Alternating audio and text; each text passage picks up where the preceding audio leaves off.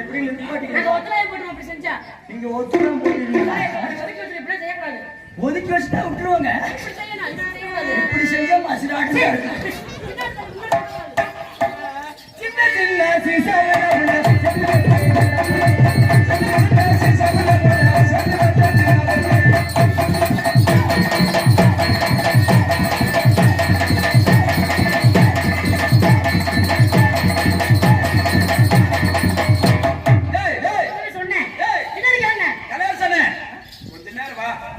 பொட்டியில் உட்கார்ந்து வாசி. நானும் குட்டியோட 4 குத்தாட்டம் ஆடிட்டு வரேன். நான் தான உன்னை கூட்டி வந்தேன். ஆமா. அந்த பையன்